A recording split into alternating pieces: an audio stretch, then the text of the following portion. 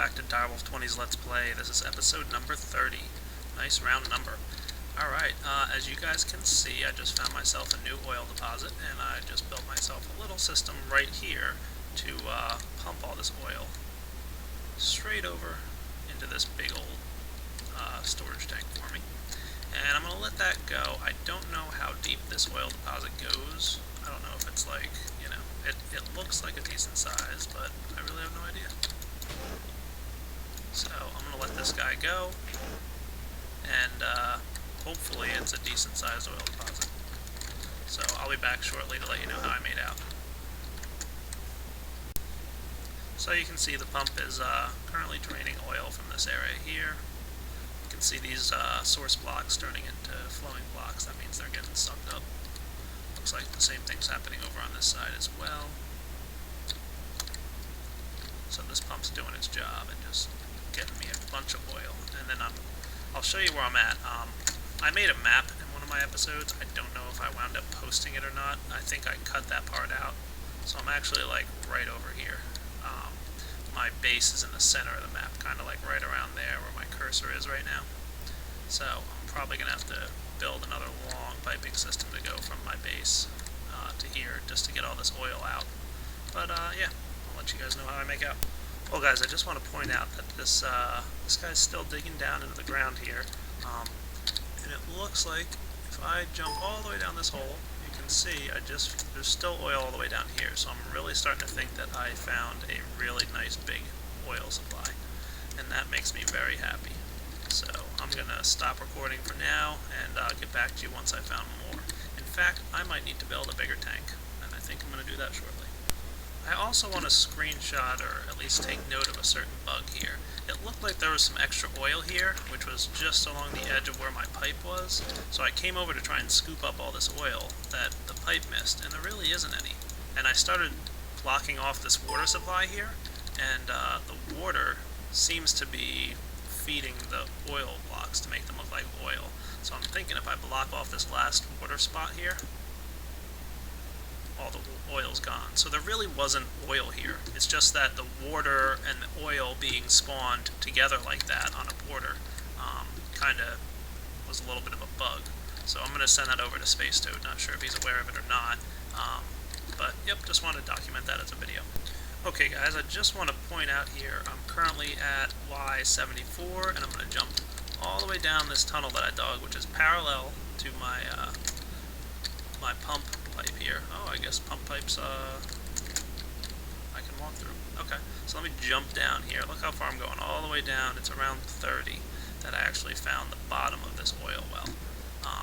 So you can see, I'm not sure how well you're going to be able to see this on the YouTube videos, but it is a very big hole underground, and it basically spans a major section under this area here, and there's a ton of oil down there. So this is definitely a very big oil supply, and I am now going to fly out of this hole and get prepared to siphon all this oil into some bigger tanks. I'm really going to need them because I could probably fill at least 3 or 4 of these tanks this size. So I'm probably going to at some point stop my pump and move this guy over a little bit. So I will be back shortly. So just to show you, I dug along this pipe here just to show you guys where it's at now. We're hovering right around Y30, and it looks like it'll be around 27. So we're right about the point where this pipe's going to break down into the actual well that's underground here. You can see if you break your blocks too early, you get flowing blocks for a moment. That's okay. The oil well will happily suck that up. So yeah, thought you'd like to check that out. Okay, we've just reached the surface of our big underground lake here, and my pump is happily drilling up all that oil. I'm going to get upstairs now and make sure I have enough storage space for all this oil that's now going to be filtering in here. Probably going to need to hook up some kind of on-off switch to this pump. I'm actually going to flip him off right now, because I don't want him sucking up any more oil. As you can see, this guy's getting full, and I need to rewire this. Probably do some kind of on-off switch. So I'll be back. Okay guys, as you can see, I just ran a little bit of redstone wire up here to the steam engine, which is getting awfully hot. I'm not sure if this guy's going to overload or not. But if I flip the switch, he does a little pumping, flip them off, pump turns off, and you know, here comes that smidgen of oil that was pumped up during that brief second there. And this guy's getting awfully full.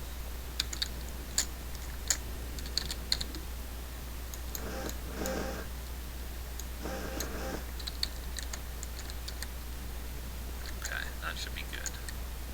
I'm going to build another pump, like so.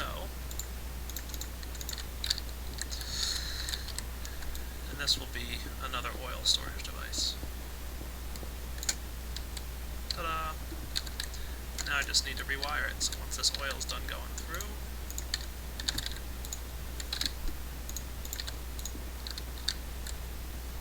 beautiful.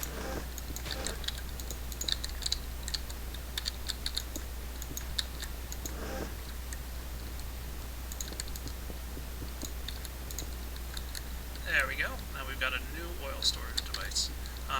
So what I'm now going to have to do is just set up a giant pipeline from here all the way back to my base, which is pretty much in, I think, this direction.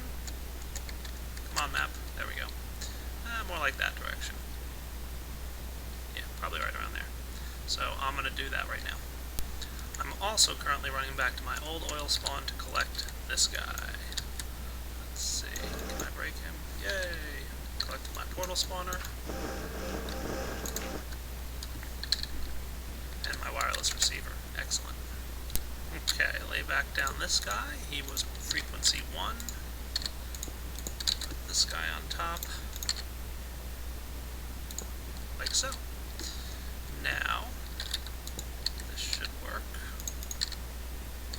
When I pulse frequency 1,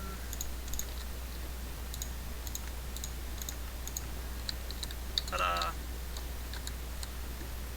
Close both portals, and activate the oil spawn button. It sends me here. Beautiful. Okay, so I've now wired this lever. Pretty simple wiring mechanism, nothing special. Pump out of this guy, and what I'll probably wind up doing at some point is, you know, pretty much coming back here whenever I need oil. I'm not gonna, you know, pump out this entire well right now. I'll just come back at some point, get some more oil in the future, you know. So, but for now I need to run my stone blocks all the way back in that direction towards my house. Not too far. Okay guys, I've taken a break from building my pipeline for oil because it's a long distance I have to move it. And actually I'm half debating if I just want to build a quarry out there by the oil spawn so I don't have to pipe it all back to my base. But I don't know what I'm going to do. So, for now I'm going to take a break from that and actually do something a little different. There is something I want to build today, so let's get cracking on that, shall we? Okay, as you can see, I spent a good amount of time mining last night and worked myself up to a significant amount of diamonds. That's definitely going to be playing a role in the equivalent exchange stuff I want to build shortly. However, there is something I want to show you guys, and what I'm going to do is grab a few more glowstone dust. Oh, glowstone as a matter of fact. So, Direwolf, what are you up to? I did a little math last night and discovered that if I take glowstone and turn it into glowstone dust, so yeah, I've got 4 of these guys, take my glowstone dust, turn it into redstone, take my redstone and turn it into coal, I got a stack of coal, 1 full stack of coal from 4 glowstone. That's cool.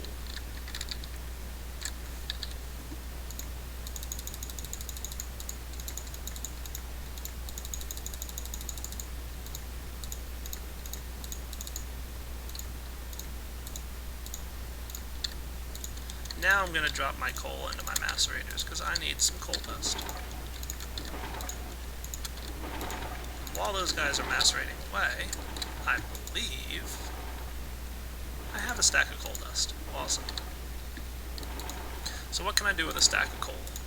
Well, if you put 8 coal on a crafting table with a piece of flint, you get a coal ball. Cool.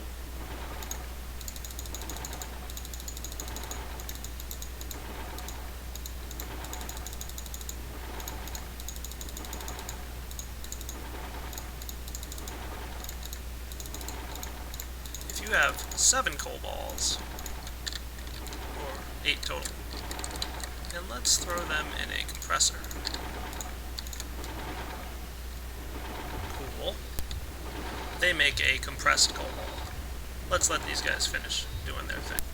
While those guys are compressing, I'm popping on here to my quarry real quick to show you something really funny. At least it's really funny in my opinion. My quarry dug through 2 dungeons. Looks like this guy is a zombie dungeon, and so is this one. Now I'm not sure what's going to happen when my quarry actually reaches this place, but I am going to peek inside and see if there's anything worth stealing. Sure, why not? I'll take these buckets. No idea how a quarry is going to react to finding some chests here. And I don't know about you guys, but I have not found a record in these chests, I think, ever. Maybe, like, a year ago I found one. And that's not an exaggeration. It was like beta 1. Or alpha, I think, version 1.2 or something. But yeah, records and chests? Nope, no luck. Alright, so while that's cooking away, I'll head back and see if my coal is done. And yeah, it looks like I've got 8 compressed coal balls now. If we take those 8 compressed coal balls and combine them with a piece of obsidian like so, compressed coal chunk, stick that guy in a compressor, and I wonder what we're gonna get. Oh, the suspense is killing me. Ta-da! An industrial diamond, huh? That's neat. So what's an industrial diamond? It's a diamond, just like any other diamond. It will work in all industrial craft recipes in place of diamonds. So I don't feel like opening a recipe book right now, but if you go look it up, you'll see there's a recipe for a diamond pickaxe, for example, that uses industrial diamonds instead of diamonds. But not all mods recognize the industrial diamond as a diamond. Luckily, the equivalent exchange mod gave us a 1-for-1 translation. Industrial diamond to diamond. So what did we just learn? If we take a couple pieces of coal, to be specific, 1 full stack of coal, we can make a diamond. And we can get a full stack of coal out of 4 pieces of glowstone. And look at this, I have this ridiculous glowstone factory here that's producing glowstone. Now, with equivalent exchange, you can take glowstone and shrink it down into diamonds. So if I pop this stack of glowstone into my chest with my gem of eternal density, it'll shrink down into 2 diamonds. Cool. So you get 2 diamonds for a stack of glowstone, which is 32 glowstone per diamond. But if you do all that crazy stuff I just did, you can get a diamond for every 4 glowstone. So you get 1 diamond for 4 glowstone if you use the industrial craft stuff and all those recipes. So, I've got it in my head to build a machine that does this for me. It's going to be pretty complex, but in the end it should be pretty awesome because it means I'll be able to dump some 4 pieces of glowstone straight into a chest and have it pump out through a complex machine very similar to what I did for my lava cells. And I'll wind up with a diamond at the end for every 4 glowstone, 1 piece of flint, and 1 piece of obsidian that I put into my chest. There is no direct way, as far as I'm aware, to convert glowstone into obsidian or flint, so those are going to have to be supplied manually. In order for me to do that, I've actually turned off my gem of eternal density in here. You can see it's producing a significant amount of obsidian rather quickly. You get 2 full stacks of obsidian per cycle on these guys. So I just turned this off for a brief moment to produce a good amount of obsidian, and then I can always turn them back on and have them shrink back down into diamonds again. As for flint, well, that's actually not too shabby. I already have a stack of 64 here, plus this 35. And, to make things even better, equivalent exchange gives us a recipe. 3 gravel equals 2 flint. Ta-da! So, I can, do this in my BuildCraft table. I can either do the 6 gravel to 4 flint, or the 3 gravel to 2 flint. and that can be part of my system. So if I just dump gravel, obsidian, and glowstone into a chest, they should all filter out, go through some diamond pipes. It's going to be a rather complex build, but like I said, in the end, it's going to be very useful. And I don't feel like it's, too bad of a thing to do in terms of making myself a lot of diamonds, simply because A, it's going to be an extremely complex build, B, it's going to be using a lot of electricity. I'm going to need some macerators to chew up my coalstone dust, and I'm going to need some compressors. And I'm really going to have to build the machine properly to make sure that in the end it doesn't overflow anything. I want it to be a pretty efficient machine that won't have a problem like this guy where things overflow. So I might need to use obsidian pipes, which I know I haven't showed you guys yet. Not sure. I'm just going to have to start building it and see how it goes. Because it's such a complex design, I feel like it deserves its own episode. So episode 31 will probably be dedicated to that. So without further ado, I'm going to go back to my oil system. And here we are. So the question is, do I want to build out here a quarry? I could build a bunch of quarries out here and have this oil, going all over the place and filling stuff up. I could build like 10 quarries at once and have them feed all into one giant alchemical chest, and that would be so cool. But I'm not sure. I might do something like that as well. The only downside to doing something like that so far away from my base is that quarries won't run if the chunk hasn't been loaded. And anyone who doesn't really know the behind the scenes working of Minecraft, I don't pretend to, but I do know that the way the game works is once you close out of the game, it shuts off the entire world around you. When you go back in, it only loads up the pieces of the world that you've visited recently. It only loads up so let's say I closed out of my game right now. Alright, I'm going to do it like this. Save and quit. Alright, Minecraft has shut down my world. Nothing is running at the moment. I log back in, and only a small area around my house has been loaded into memory, if you will. Again, I don't know exactly how it works, but there's a small area around my house. Anything outside that small area, the game, it's as if I'm not logged into it, and the machines aren't running, and nothing is happening. Because really, Minecraft was not meant to have automated machines. The original design of the game doesn't have anything that runs when the player is not nearby. So any BuildCraft machines won't run, any industrial craft machines won't run, specifically quarries. So if I do wind up building the quarry way out there, it's not going to run unless I go outside and visit it. And that's kind of a problem. I'd have to always make sure whenever I log into the game for the first time, I go visit my quarries real quick to make sure that they're running, and then, come back to them later. So I might wind up building my quarries out there to save myself the hassle of running this huge long piping system back to my base. You can see I started it a little bit, but I really didn't get terribly far, because I realized, wow, it's a long way to go. So I'm not sure how I'm going to do that. So I think the next thing I want to show you guys is some more equivalent exchange items. So I'm going to take some of my diamonds here and make a couple of the dark matter tools. Now these guys are really cool. Every tool in the game, pickaxe, shovel, hoe, axe, they're all available in a dark matter equivalent, and they all have some really special superpowers that are a lot of fun. So I'm going to get cracking on building them. I don't think I have any of that stuff that I need, Mobius fuel. So I'm going to go ahead and make some with my uranium ore. I really should at some point make a Mobius fuel factory. I might, we'll see. I'm going to make my stuff here. Okay, so that's going to get me 4 dark matter with that amount of diamond. I think that's good. I will be making some more dark matter items and some more equivalent exchange items going forward, because as you can see, my supply of diamonds is really going up. Every time I go mine, I always make stuff into gold, macerate it, and compress it down into diamonds. So the amount of diamonds I'm getting is really getting pretty good. Not to mention I'm about to build that awesome machine that will turn a lot of stuff into more diamonds. So that's even better. So I've got 4 dark matter here. Drop off my Mobius fuel. I'm going to snag a few more diamonds because I do need them. There's 2 items I'm going to make today. First is, I'll just show you guys the actual recipe, the shovel. Nice. Dark matter shovel is cool and it does some really nice things. I did miss not having it, and as you can see, it's not a very expensive item to make. It only cost me 1 dark matter. And the next one I'm going to make here is the pickaxe. Another really nice tool. So, how do these guys work? Well, let's go outside and check out the shovel first. The shovel, I'm just going to go to a nice open area that's not too close to my base, because guess what this thing does? That's right, it digs. First off, I can just dig with it, and it's pretty quick. Alright, I can also charge it up a little bit.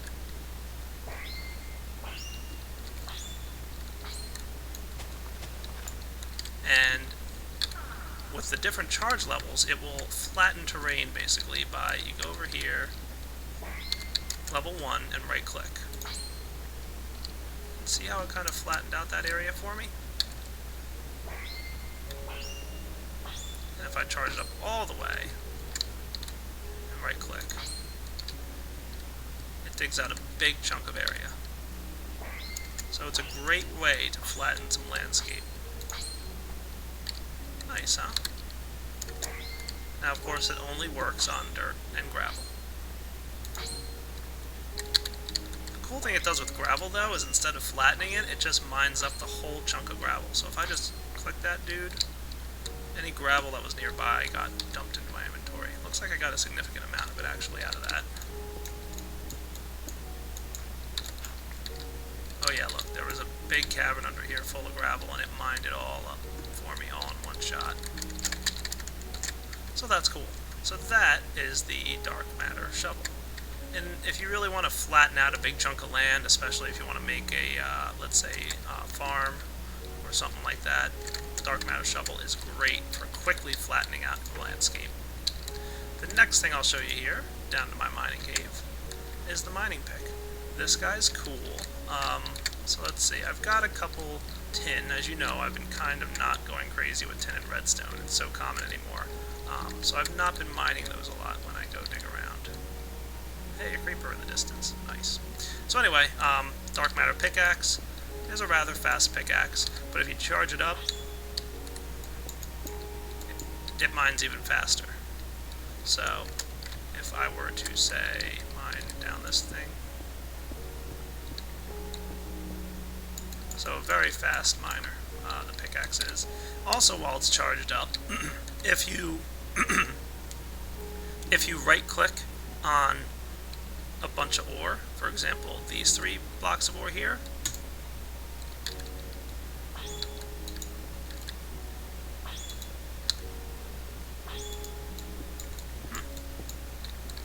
you know what? Maybe because tin is a mod item. Let's go find some redstone. It might not recognize tin as a block of ore because it's from a mod. So let's take this redstone, for example, and right-click. See how it automatically mined all the redstone blocks and dumped them in my inventory for me? Yeah, that's pretty slick. So it appears recognize tin as a mineable ore, so that's why it doesn't dig it up. Doesn't work with obsidian either, but it does work with all your standard Minecraft ores. For example, iron, gold, diamonds. So, you know, you can be running down your cave here, find this big, massive bunch of redstone or diamonds, or even better, coal, and just be like, oh man, there's like 30 pieces of coal there, I'm just going to mine them all in one click. Boom. Look at all the redstone I just picked up from that. And of course, like all other equivalent exchange items, this is powered by redstone or glowstone blocks. So there's some iron. Just mine that up, and it looks like there were 4 iron in there. So, very cool item. And now this feels like a good stopping point. There are some more equivalent exchange items I'm going to be showing you guys very soon. Obviously, my diamond supply will be increasing. So yeah, I'll wrap up this episode. Hope you guys enjoyed it.